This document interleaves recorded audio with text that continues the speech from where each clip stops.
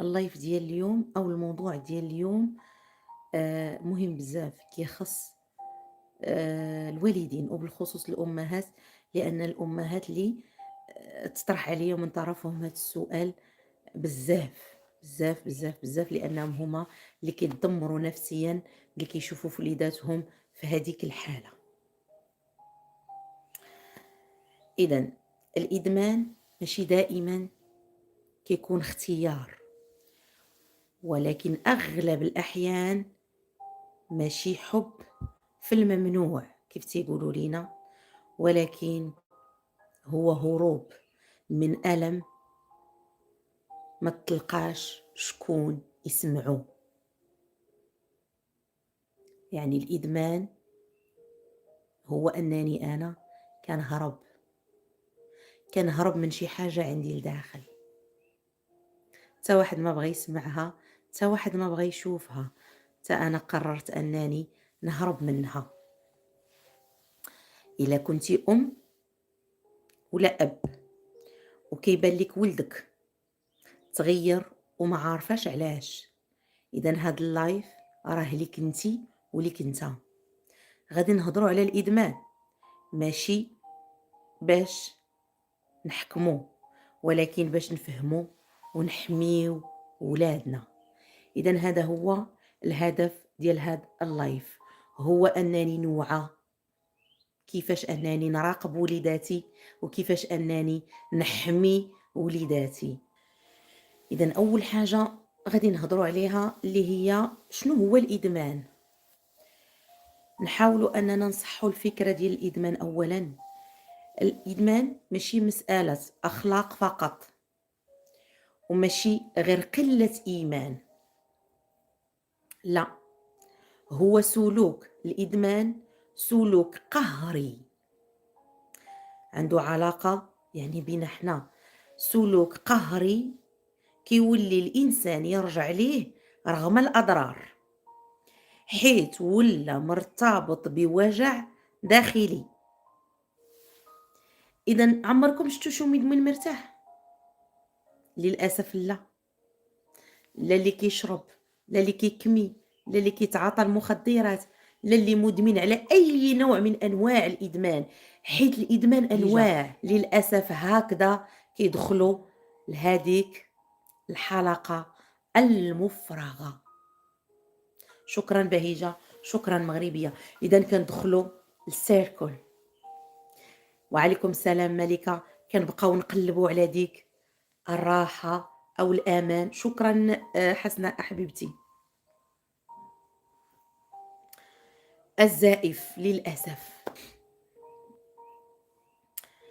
إذا الإدمان يساوي محاولة فاشلة للعلاج. هذاك الوليد، حيت أغلبية كلشي كيبدا الإدمان في سن المراهقة، إدمان على أي نوع من أنواع أي حاجة، قمر كيف قلت، أي حاجة كتبدا معنا في سن المراهقة.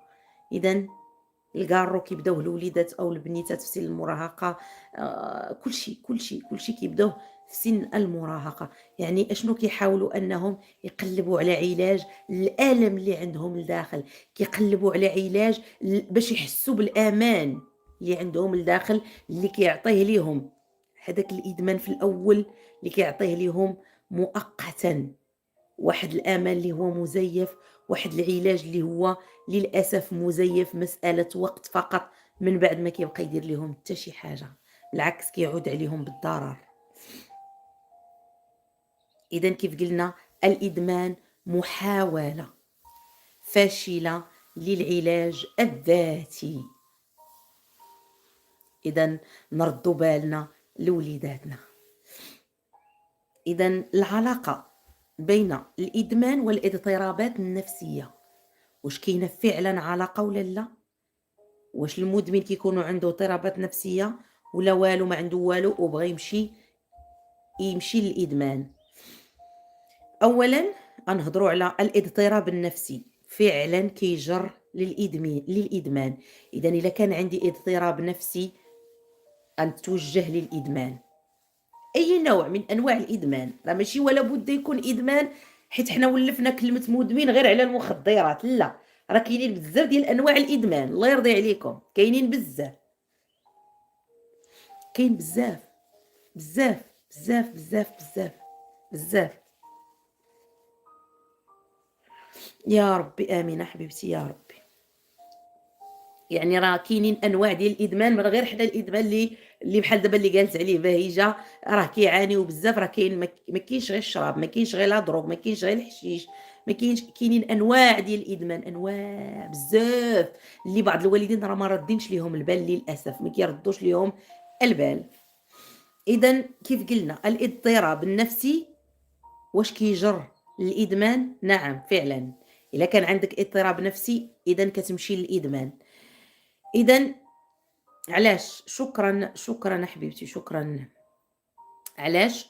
لان كيكون مثلا عندك الاكتئاب، الشخص كيحس اللي عنده اكتئاب باش كيحس حزن عميق، فراغ، فقدان المعنى لاي حاجه.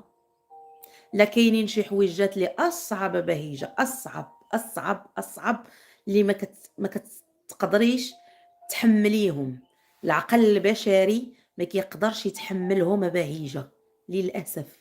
الله يصلح الوليدات كاملين.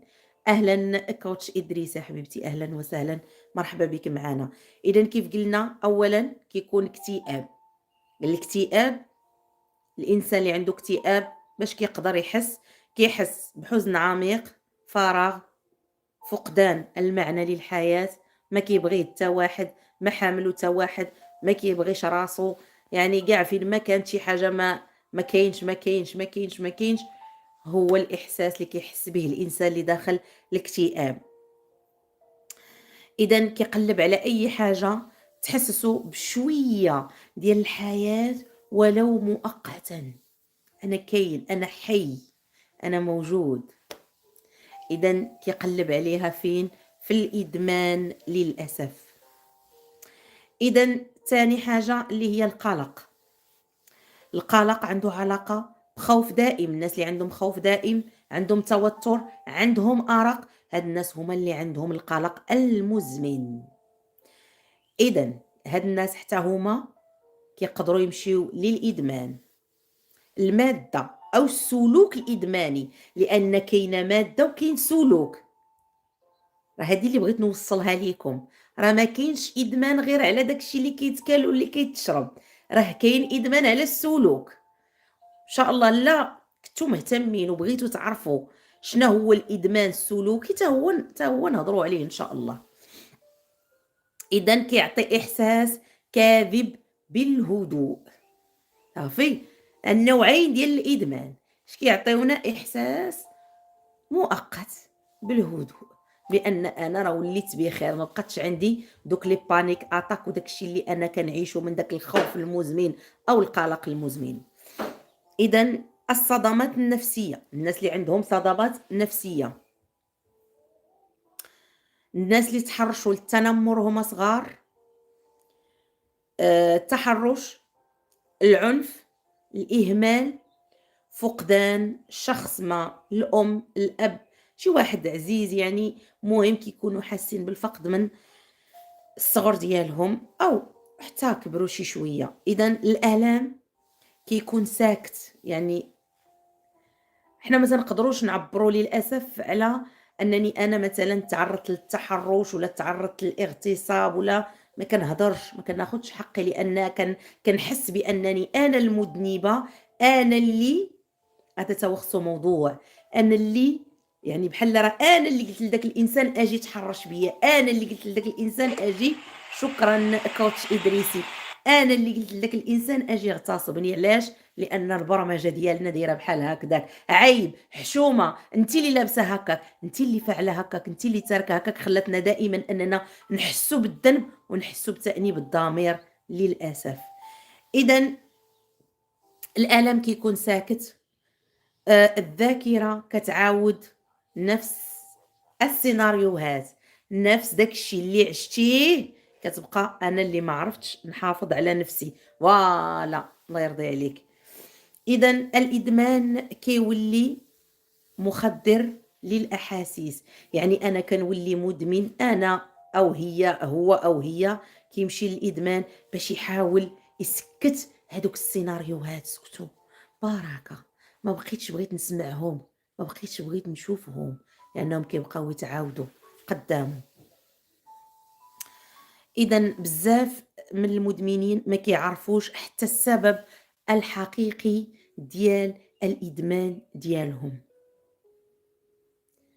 ولا مدمن ما عارفش علاش. كاين سبب، كاين سبب علاش وليتي مدمن، كاين سبب علاش ولدك مشى للإدمان، كاين سبب علاش بنتك مشات للإدمان، اللي هو السبب في الأول كان نفسي.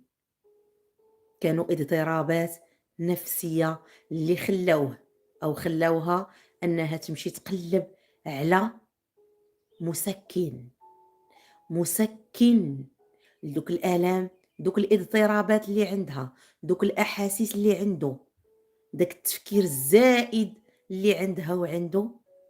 فقرروا أنهم يقلبوا على مسكنات، ولكن للأسف المسكنات الغلط اللي كتخليهم يدخلوا في حلقة مفرغة.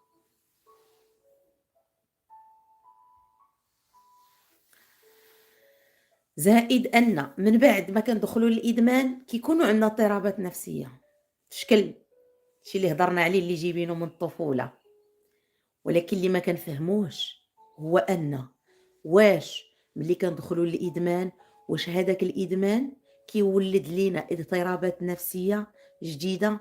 نعم. يعني المدمن حتى هو كيوليو عنده اضطرابات نفسية ملي كيكتر أو ملي كيدخل الحلقة ديال الإدمان. كيتخلق عنده اكتئاب حاد كتر من داك اللي كان، كيولي عنده قلق مزمن كتر من داك اللي كان، كيوليو عنده نوبات غضب، أفكار سلبية على النفس ديالو، أنه دائما كيلوم راسو وكيعاير راسو ومهبط راسو وحاس براسو أنه قليل لأنه حط نفسه في هذيك الخانة. أحيانا للأسف أفكار انتحارية. هادشي شنو كيدير؟ كيضرب الثقة بالنفس، العلاقات، الإحساس بالقيمة. يعني المدمن كتبقاش عنده ثقة بالنفس ديالو، كيكونوش عنده علاقات ناجحة في حياته، الإحساس بالقيمة ديالو تهرس ما كاينش. إذا هنا الشخص كيبقى محاصر، كيحتاج للإدمان باش ينسى، ولكن راه الإدمان هو سبب الألم.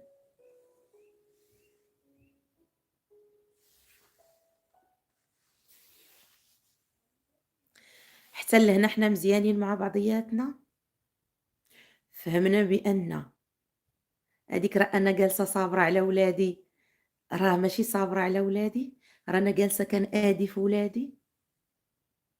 ها، يعني راه وليداتي خصهم حق عليا.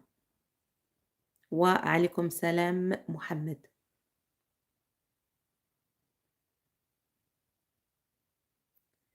إذا ماشي ولا بد أنني نعيش في جهنم، في الجحيم وفي العذاب النفسي واللفظي والجسدي، ونعيش وليداتي معاه في نفس الألم. لا، نتغير.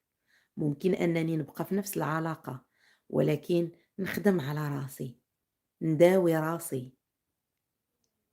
باش هادوك الوليدات اللي أنا جالسة على قبلهم نربيهم بالطريقة الصحيحة، نعرف كيفاش نتعامل مع العاصفة ملي تجي، ما نتخشاش ونخشي وليداتي معايا فيها. للأسف هذا هو اللي كيديروا أغلب الأمهات، أنها كتجلس وملي كتجي العاصفة كتجر ولادها معاها ليها. لا، نتغير أنا ونداوي راسي أنا ونتعالج أنا. علاش؟ باش ملي تجي العاصفة ندوز ولادي من حداها، ما ندخل حتى أنا ما غندخلش ليها، غندوز من حداها وغادي تمشي مرور الكرام، ما غتأذينيش أنا وما غاديش تأذي وليداتي. أنا من تطوان، أهلا أهلا وسهلا. إذا قال الله تعالى في كتابه العزيز: ومن أعرض عن ذكري فإن له معيشة ضنكا. الإعراض هنا ماشي غير ترك العبادة، حتى الانفصال عن الفطرة، عن القيمة، عن المعنى. يعني خرجتي على القيم، خرجتي على الفطرة اللي خلقك عليها الله سبحانه وتعالى. إذا الناس المدمنين راه فعلا عايشين عيشة ضنكة، لأنهم خرجوا على الفطرة اللي مخلوقين عليها. النتيجة دائما قلق داخلي، ضيق بلا سبب واضح، فراغ مهما توفرت المتعة. للأسف واش عمركم شفتوا شي واحد كيشرب ناشط؟ واش عمركم شفتوا شي واحد غيشرب وكيشرب وكيتلذذ؟ دائما كيخسر وجهه، دائما، لا في الافلام ولا في المسلسلات ولا في الواقع ولا. واش عمركم شفتوا شي واحد كيكمي وهو ناشط وكيستمتع دائما؟ للاسف يعني كيديروا شي حاجه وما كيستمتعوش حتى بها، حتى في اللحظه ما كاينش استمتاع. فهمتي؟ دائما حاسين بقله القيمه، دائما حاسين بالفراغ، دائما حاسين بانهم ناقصين، كيحاولوا انهم يعوضوا هذاك النقص اللي عندهم بهذاك الماده اللي هما كيستعملوها. حتى الناس ديال السلوكيات، ما كاينش شي واحد خارج على الفطره وكيمارس شي سلوك غير طبيعي فرحان، كاينش، ما كاينش. اذا خير ان شاء الله، خير يا ربي. اذا بزاف كيكون عندهم كل شيء ولكن ما عندهمش الطمأنينة اللي هي الأساس، هي أنني تكون عندي النفس المطمئنة. هذيك هي الأساس ديال كل شيء. إلا ما كانتش ما كاينه حتى شي حاجة معاها. الإدمان ماشي ضعف الشخصية، الإدمان ماشي سوء نية، الإدمان ماشي بعد على الله فقط. ماشي المدمن راه غير كيبعد على الله. الإدمان هو وجع خاصو فهم. الأمهات اللي عندكم وليداتكم مدمنين، أول حاجة خصك تفهمي ولدك أو بنتك. تاني حاجة خصك تحتوي ديك البنت أو داك الولد. أولا الفهم، ثانيا الاحتواء، وثالثا العلاج النفسي والروحي معا. إذا ولا بد من العلاج النفسي. إذا نحاولوا نتقربوا من وليداتنا، نفهموهم. فهمي ولدك أو بنتك ولو تكون مدمنة، راه ماشي هي اللي اختارت أنها تكون مدمنة، ماشي هو اللي اختار أنه يكون مدمن. كاين ترومات اللي عاشهم وهما اللي سببوا له داك الإدمان. قال رسولنا الحبيب عليه أفضل الصلاة والسلام: ما كان الرفق في شيء إلا زاله. الرفق هو بداية الشفاء. إذا الغوات، الضرب، المضاربة، المعيور، السبان، انت فاعل، انت تارك، نتايا انت خرجتي ليا من الجنب، انت خرجتي، انت فعلتي، انا ساخطه عليك، انا ضيعت شبابي عليك، انا ضيعت عمري عليك، انا صبرت على باك على قبلك، انا صبرت على. اذا انت اش كديري دابا؟ كتزيدي تدمري. الا باقي واحد شويه ديال الامال كتزيدي تقتليها، كتزيدي تقتلي. باهي هادشي راه ما تيضحكش. هادشي راه وليدات كيضيعوا، وليدات كيضيعوا للاسف بجهل وقله وعي ديال امهات اللي ما عارفاش كيفاش تتعامل مع وليداتها. لان راه ملي كتقولي ليه انا ضيعت عمري عليك كتهرسيه. لا ما تبكي، ما ديريش الدموع عنينا بليز. كتهرسي داك الوليد ولا ديك البنيه. هي ديجا داكشي اللي عاشتو معاك بركة، اللي شافتو بركة، واللي عاشتو كافيها وكافيه باش وصّلها لديك الحالة. يعني لا، ما يمكنش. إذا أول حاجة هي فهمي، وعاي أن ولدك مدمن عنده مشكل نفسي. بغيتي تعاوني ولدك، بغيتي تعاوني بنتك، إذا قرّبي منها، تقبّلي بنتك أو ولدك كيف ما هو. هذه هي البداية، الخطوة الأولى في العلاج هي تقبّلي ولدك وبنتك كيف ما هي.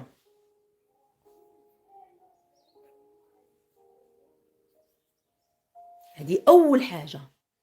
ثاني حاجة هي نفهم شنو اللي عندها لداخل، ما نحكمش، ما نخليهاش تبرر ليا، ما نحكمش عليه أو عليها، لا، نحاول نسمع، نفهم، نسمع أكثر ما نهضر. سنين وأنتِ كتهضري، اش درتي؟ والو. إذا نتعلموا نسمعوا أكثر ما نهضروا. ثالث حاجة هي أنني نحتوي داك الوليد ولا ديك البنية، نحسسو بالأمان، بالحب، أنني أنا كنبغيك لأنك ولدي، أنا كنبغيك لأنك بنتي، كيف ما انتِ. يديا في يديك وغنفوتوا هاد المرحلة. غلطتي ماشي مشكل، كلنا كنغلطوا، كلنا كنخطئوا. شكون اللي عطاك الحق أنك تبقاي تعطيه للراس أو تعطيها للراس؟ حتى كتزيد تغرق، كتغرق، كتغرق، كتغرق، كتغرق، وأنتِ ما بغيتيش تفيقي وما بغيتيش تعيقي، وأنتِ غير كتعايري وغير كتسبي وخرجت ليا من الجنب وخرج ليا من الجنب. مع العلم أن إلا عنقتيها أو عنقتيه أو قربتي منه أو قربتي منها وحاولتي أنك تفهمي شنو اللي كيضرها، شنو اللي وصّلها للإدمان، شنو اللي وصّلها لا للإدمان المادي اللي كيتكال ولا الإدمان السلوكي. أكيد آآ إحس إيمانة حبيبتي، ملي غنديرو هاد 3 د المراحل وعليكم السلام فاتحة، ملي غنديرو هاد 3 ديال المراحل أكيد غادي نوصلوا أننا نوصلوا معاهم لاش؟ لرحلة العلاج، لأن ديك الساعة غيثيقوا فينا، غيفهموا بأننا حنا كنبغيوهم، ماشي فعل أمر.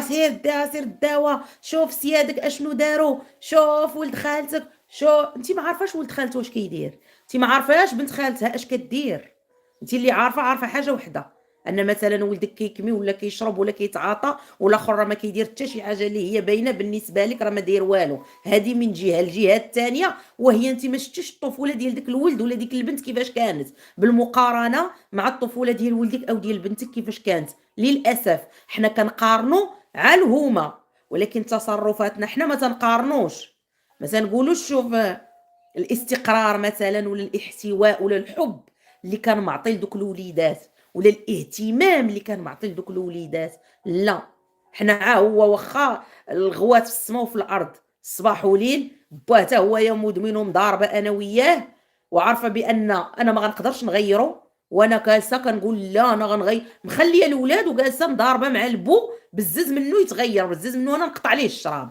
شحال من وحدة هنا تقول لك ولا أنتِ راه أنا قادرة نقطع عليه الشراب، أنا راه غنتزوج به وغنقطع عليه الشراب. أستغفر الله العلي العظيم وأتوب إليك من كل ذنب عظيم. وراه أنتِ راه ما عمرك غتقدري تقطعي ليه الشراب، إلا ما بغاش هو يقطعو عمرك ما غتقطعيه ليه، ولكن غديري واحد الحاجة هو غتدمري واحد الوليدات غيكبروا في هذاك الجو ديال المضاربة ديال كل ليلة، هذا هو اللي غديري نفسيًا، وغيطلعوا بحالهم. وغادي تبداي تدعي على كل شيء، حيت العيالات الأم المغربية أون جينيرال كتعرف دير حاجة وحدة، هي ملي تتفيق وهي كتدعي، سير بغيت ليك ويجيك ويعطيك وبحالك بحال باك، بحالك بحال خالك، بحالك بحال عمك، بحالك بحال سير بغيت هادشي اللي كاين، هادشي اللي كاين للأسف. شكرًا بهيجة حبيبتي. هادشي اللي كاين. ولكن باش تقلب على الحل لا، تنقلبوش على الحل، لا، كنبقاو نهضروا عا في المشكل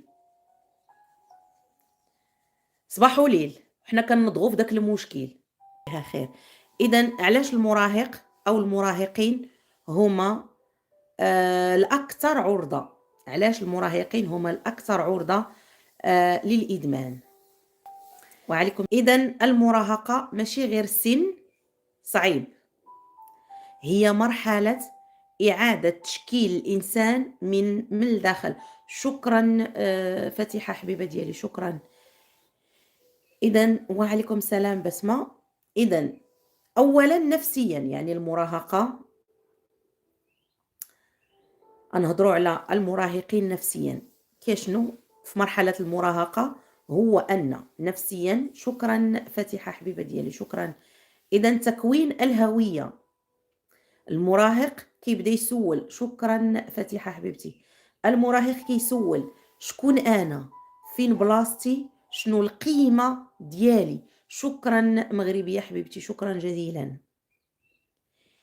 إلا ما لقى حتى جواب آمن، يعني اللي كيطمئنوا من الداخل، كيقلب عليه في بلايص خاطئة. شكرًا مغربية، شكرًا البنات كاملين، شكرًا على good life، شكرًا، شكرًا حبيباتي. إذًا إلا ما لقاش جواب عندك، عندهم، في دارهم، في البلاصة د الأمان، كيمشي يقلب عليه في البلاصة الخاطئة. إلا ما لقاش القيمة ديالو في دارهم ما بين والديه، كيقلب عليه على برا. إلا ما لقاش الأمان عند والديه، كيمشي يقلب عليه على برا في البلايص الغلط. إذا راه كيبدا من عندك انت، من الدار، من الداخل. إذا شكرا. تاني حاجة هي قوة المشاعر. شكرا مغربية حبيبتي، شكرا، شكرا جزيلا، شكرا.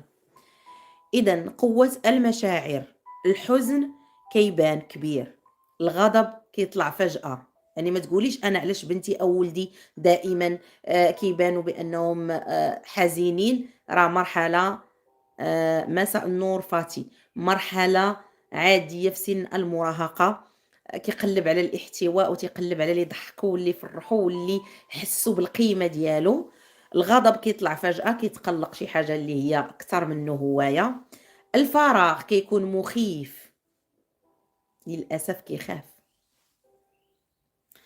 إذا المراهق ما عندوش الأدوات باش يفهم هاد المشاعر، مازال ما واعيش، ما فاهمش اشنو واقع ليه. تخربيقه كتوقع له في الذات ديالو. وعليكم السلام اليقين. هرمونيا وجسميا وعقليا ونفسيا يعني تغيير شامل وانت كتزيدي عليه. سلام، انا ملكه. اهلا ملكه حبيبتي. اذا كيف قلنا ما عندوش الادوات باش يفهم او الاليات باش يفهم هاد المشاعر اللي هما طلعوا فجأة. كيحس بها ولكن ما كيعرفهاش. الحاجة الرابعة اللي هو الصمت على الألم. بزاف ديال المراهقين كيتألموا ولكن ما كيهضروش، كيبانوا. شكرا مغربية حبيبتي، شكرا. كيبانوا ضاحكين ولكن من الداخل ربي اللي عالم بهم بالدارجة المغربية مهرس، ما فاهمش هو اش واقع عليه، هو براسو ما فاهمش. اذا هنا الادمان كيولي لغة ديالاش، ديال بداية ألم، اللي هو ألم جديد أكثر من داك الألم اللي جا هو باش يضرقو. دابا هو بغى يحس بالأمان، مشى للإدمان، دخل في ألم اللي هو جديد. شوف، من أمان الإدمان الألم، كيقلب على الأمان، كاينش أمان. من عدم أمان الإدمان الألم، يعني كيدور في واحد الدوامة. ولدك ولا بنتك كدور في واحد الدوامة وانتي كتزيدي تكملي عليها ولا تكمل عليه. اذا غنمشيو دابا بيولوجيا، عرفنا نفسيا اش كيوقع، يعني في الدماغ ديال المراهق اش كيوقع له ملي كيدخل سن المراهقة.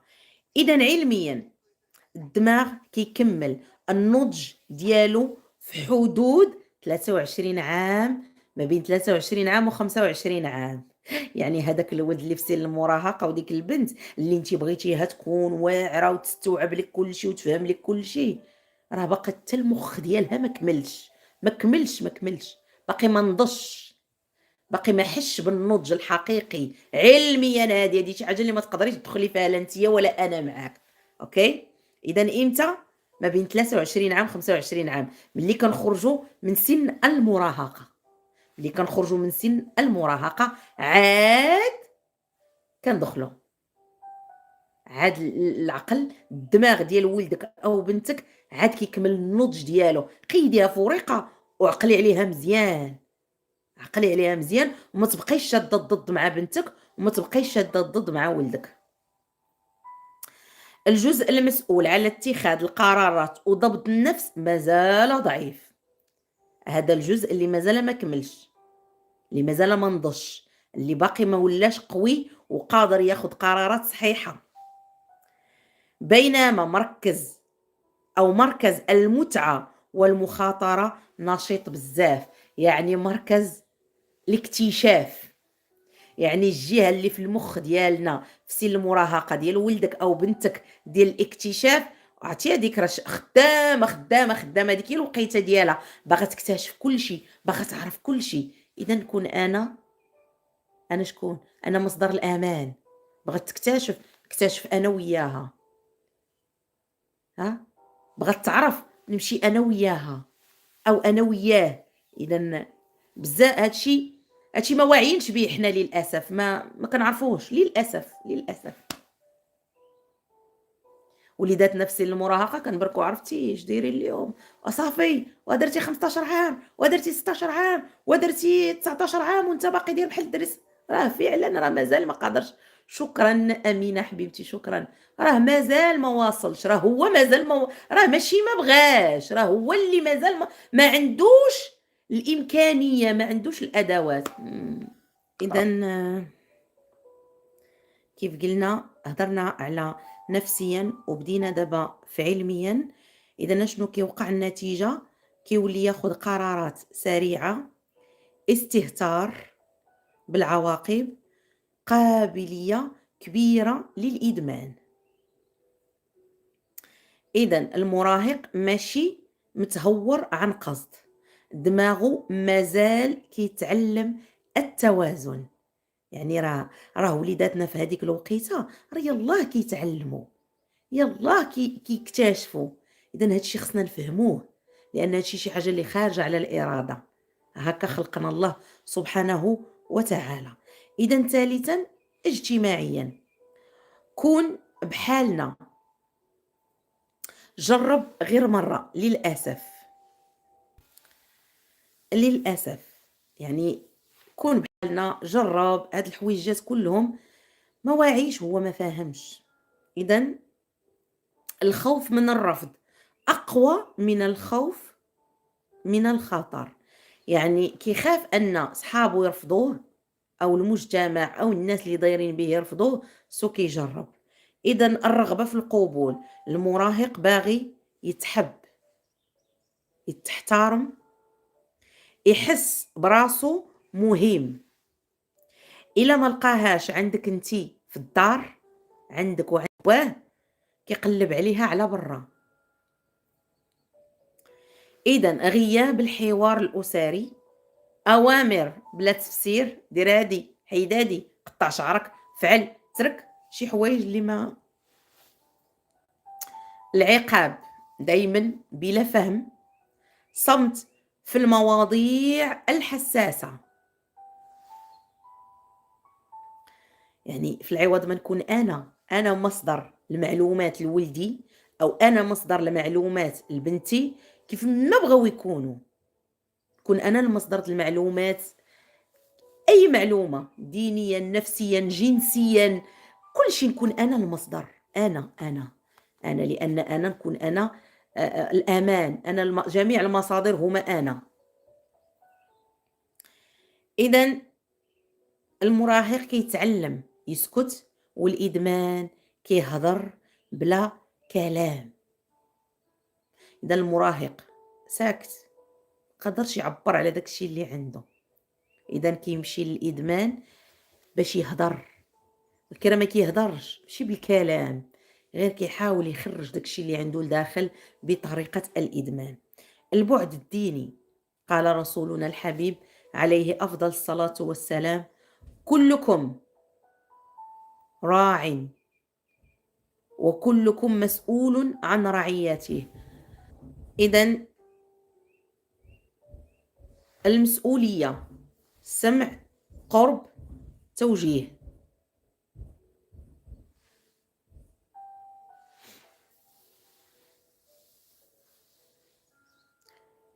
اذا ماشي غير مراقبه وعقاب. اذا الادمان في ميزان الاسلام بلا قسوه. اذا لماذا؟ اذا الاسلام كيخاطب الانسان قبل السلوك ديالو. اذا الانسانيه والرحمه قبل شكون حنايا. اذا لماذا قال الله تعالى: لا تقربوا يا ايها الذين امنوا لا تقربوا الخمر. صدق الله العظيم. علاش؟ لان الله سبحانه وتعالى اعلم ان الانسان ضعيف. الخطوه الاولى اكبر من الخطوه الكبيره. الوقايه قبل السقوط. يعني وعانا الله سبحانه وتعالى، علمنا وقال لنا عندك ما تقربوش ليه، لان راه تقرب ليه سهله، كتجيك انت سهله، ولكن راه ملي كتدخل فيه لداخل هذيك هي الصعيبه. اذا الاسلام، الحمد لله على النعمه الاسلام، ما كيتسناش حتى يطيح الانسان، كيحميه من البدايه. يعني الاسلام ديالنا سبحان الله عطانا كل شيء في القران. قال رسولنا الحبيب، أو موقف النبي عليه الصلاة والسلام من المدمن. جا واحد شارب للخمر وتعاود عليه الذنب، شي صحابة سبوه، فقال رسولنا الحبيب عليه أفضل الصلاة والسلام: لا تلعنوه فوالله ما علمت إلا أنه يحب الله ورسوله عليه أفضل الصلاة والسلام. إذا لا تلعنوه، ما تبقاوش تعايروا عباد الله اللي كيشربوا واللي لا تلعنوه، طلبي ليه الهدايه. تبقيش تعايري ولدك او بنتك، طلبي ليهم الهدايه. تبقيش تقولي راه خارجين الطريق، طلبي ليهم الهدايه، لان هنا الله سبحانه وتعالى الوحيد اللي كيعلم ما في القلوب، النيات. اذا اش قال لهم رسولنا الحبيب: لا تلعنوه فوالله ما علمت إلا أنه يحب الله ورسوله عليه أفضل الصلاة والسلام. إذن الذنب ديالو ما مسحش الإيمان، الرحمة سبقات العقوبة. إذن كونوا رحماء بوليداتكم كاملين، أنا معكم، كونوا رحماء بوليداتنا. إذن الرفق أساس العلاج. اللي باغيين وليداتهم يتعالجوا، أول حاجة نكونوا يعني كنرفقوا بالوليدات ديالنا، لأن الرفق اش كيدير؟ كيرد الثقة، كيفتح باب التوبة، وكيساعد على العلاج النفسي. جبر الخواطر، جبري الخاطر ديال ولدك، جبري الخاطر ديال بنتك، وغتمشي معاك في الخط، غترجع ليها الثقة، غتبدا تبغي راسها، غتبدا تقرب الله سبحانه وتعالى.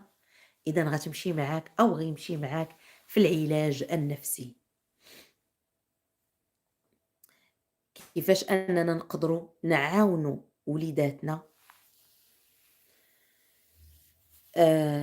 أنهم يعني ولو غير شوية نفسيًا نعاونوهم إلا كانوا مدمنين.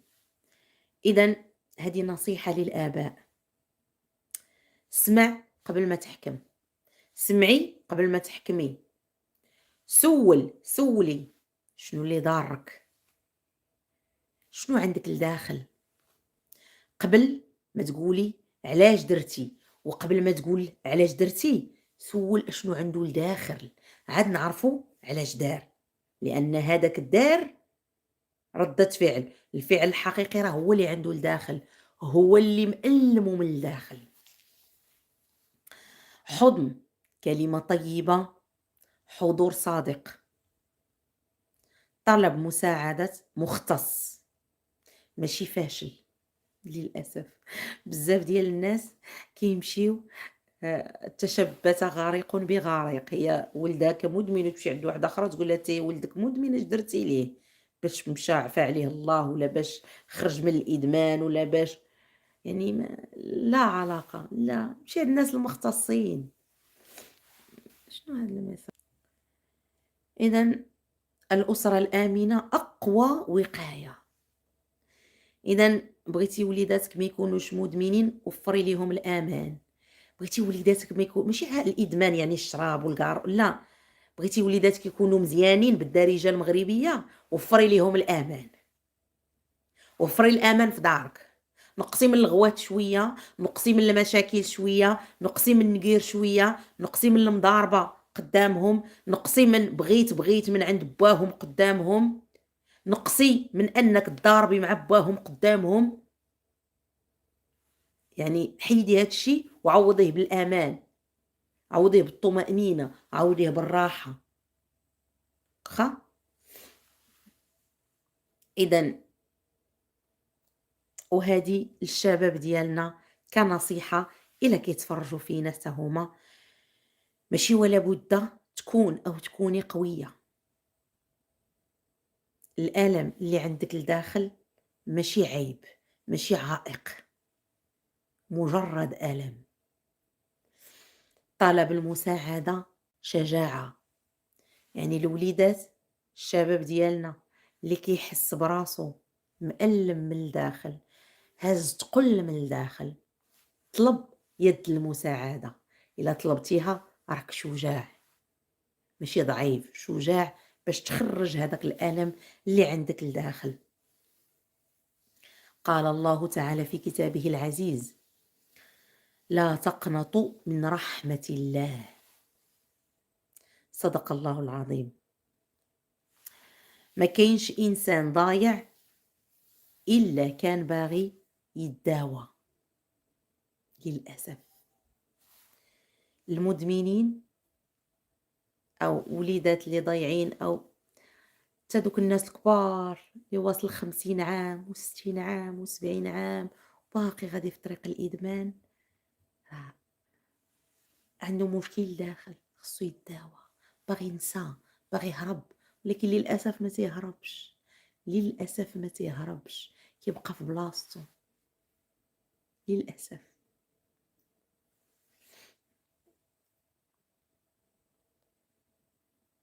إذا الإدمان ماشي ضعف إيمان، ماشي قلة تربية، ماشي سوء نية، راه وجع مخبي خاصو فهم، احتواء وعلاج نفسي وروحي معا. هاد اللايف ديال اليوم ماشي للإدانة، ماشي باش نحاسبو وليداتنا ولا نحاسبو المدمنين، حاشا ولله. هاد اللايف باش نسمعو لبعضياتنا، باش نتعلمو لغة الحوار. هاد اللايف باش نداويو ماشي نجرحو. هاد اللايف باش نحتاويو ماشي نخرجوهم من الدار. هاد اللايف باش نسمعو، نتعلمو نسكتو ونسمعو لمن لوليداتنا باش ما يوصلوش لمرحلة الإدمان. وحتى إلا بادين في الإدمان حنا قادرين نعاونوهم ويخرجوا منه، لأن خصهم غير يتعالجوا. إلا ما تعالجش ولدك أو بنتك عمرهم ما غادي يخرجوا من الإدمان للأسف إلا من رحم ربي.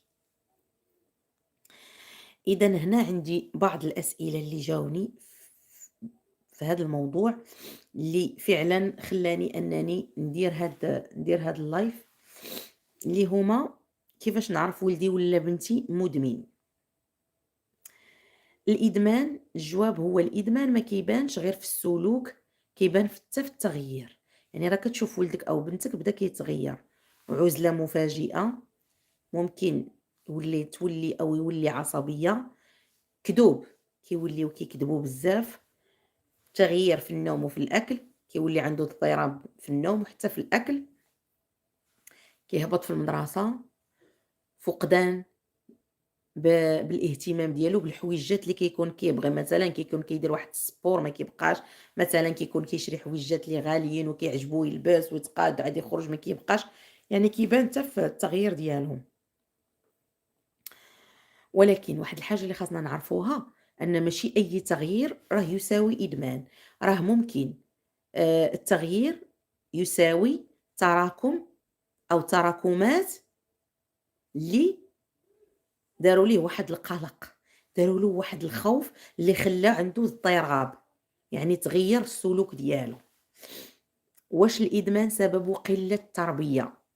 حيت حنا هادشي اللي تنقولوا هذاك مدمن ما مربيش، ما لقاش اللي يربيه. للأسف الجواب لا، ما عندوش علاقة بالتربية. كاين آباء رباو مزيان ووقع الإدمان، وكاينة بيئة صعيبة وما وقعش الإدمان. الإدمان نتيجة شنو؟ عوامل نفسية، اجتماعية، وبيولوجية. قال رسولنا الحبيب: إن الله تجاوز عن أمتي الخطأ والنسيان وما استكرهوا عليه. ماشي كل شي اختيار واعي، كاينين اختيارات غير واعية. واش العقاب هو الحل؟ الجواب: العقاب بوحدو غالبا كيزيد يعقد المشكل، يعني كيزيد يغرق في الإدمان. الخوف كيزيد فاش؟ في الكذوب. إلا ولدك وبنتك خافوا منك راه غيغرقوك كذوب. إلا قصيتي عليهم كيختاروا العزلة، عمرك ما يعطيوك راس الخيط بالدارجة المغربية. إلا فضحتيهم عمرهم يثقوا فيك ولا في راسهم، للأسف. إذا الحل هو الحوار، حدود واضحة، ودعم نفسي. إذا كان هذا هو اللايف ديالنا ديال اليوم، اللي هو الإدمان صرخة ألم. يعني في العوض ما نبقى ندور من لايف للايف، من فيديو لفيديو، باش نسول اشنو ندير لولدي باش يقطع، كاينلاش. ولدك خصو غير يتعالج، ولدك خصو غير يعرف السبب الرئيسي اللي خلاه انه يوصل لهاد الحالة ديال الإدمان، كيف شرحناها في اللايف بالتفصيل، خطوة خطوة كيف تنقولوا، وكلمة كلمة. إذا ما نبقاش نقول أنا جالسة صابرة على وليداتي، واخا إلا أنا جالسة جعل الله في ميزان حسناتك يا ربي، آمين. عايشة حبيبة ديالي. إذا إلا أنا جالسة عايشة، إذا أنتِ اللي طلعتي معايا اللايف نهار الخميس، أنتِ يا حبيبتي ياك، شكرا جزيلا. موضوع مهم بزاف، الله يحفظك يا ربي، اللهم آمين. عايشة، واش أنتِ اللي طلعتي معايا حبيبتي؟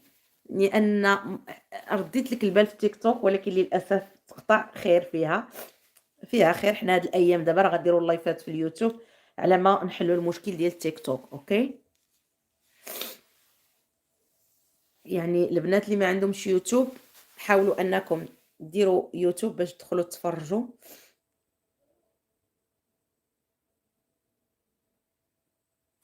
اذا كيف قلنا، في العوض ما نبقى نقلب، لا، نمشي نشوف شي واحد اللي مختص، واحد ثيرابيست او ثيرابور اللي مرافق نفسي او مرافقه نفسيه، اللي هي غتاخد بيديا انا الاولى ومن بعد ولدي او بنتي، باش نخرجوا بجوجنا. أما ندور من فيديو لفيديو أو من لايف للايف ما عمرها ما غادي تخرّجني ولا غتخرّج ولدي، لا غاليتي، ولكن كنستافد وكنبغي نسمع لِك بزاف. مرحبا حبيبة ديالي، مرحبا حبيبتي. إذًا ليا الشرف حبيبتي. إذًا الله يرضي عليكم. في العوض ما تقولي أنا صابرة على قبل ولادي، قلبي على الحل، قلبي على الحل اللي يخرجوا كاملين، أنتِ والوليدات والراجل، أنتِ ووليداتك وراجلك، قلبي على الحل، حتى إلا ما بغاش هو على خاطرو، المهم أنا نقلب على الحل، ما نبقاش جالسة بلاصتي مربعة يديا ورجليا وأنا جالسة على قبل وليدات. إيوا هادوك الوليدات استافدوا من ديك الجلسة ديالك نتيا، أشنو استافدوا؟ اش استافدوا من داك الصبر ديالك؟ أشنو استفدتي أنتِ أصلًا من داك الصبر ديالك؟ قلّبوك دابا لقاوك كتشربي الدوا، فاتحة شحال من فتحة، إيوا، إيوا. إذًا كان هذا هو الlive ديالنا ديال اليوم، اللي هو على الإدمان، بالخصوص ركّزت على المراهقين في الإدمان. نتمنى أن هو طالع من القلب، لأن أنا أم وحاسة بالأمهات، هو طالع من القلب وبغيتو يوصل للقلب. شكرًا للبنات اللي جاو من تيك توك لهنا باش يكملوا اللايف. إذًا اللايف إن شاء الله غادي يتحط غدا أو بعد غدا في القناة ديال اليوتيوب، وبالنسبة للبنات اللي ما شافوهش أو ما كملوهش راه غيلقاو اللايف هنايا في اليوتيوب إن شاء الله ويشوفوه. إذًا شكرًا لكم البنات، وأستسمح على العطب اللي وقع في تيك توك، لا خارج عن الإرادة وإن شاء الله فيه خير. إذًا شكرًا بزاف، بزاف، بزاف. موعدنا غدا إن شاء الله في موضوع جديد ولايف جديد. إلا تحل المشكل ديال التيك توك راه غيكون في التيك توك، ما تحلش راه غادي يكون هنايا في اليوتيوب إن شاء الله بإذن الرحمن. إذًا السلام عليكم في رعاية الله، وموعدنا غدا إن شاء الله في لايف جديد وموضوع جديد، والسلام عليكم.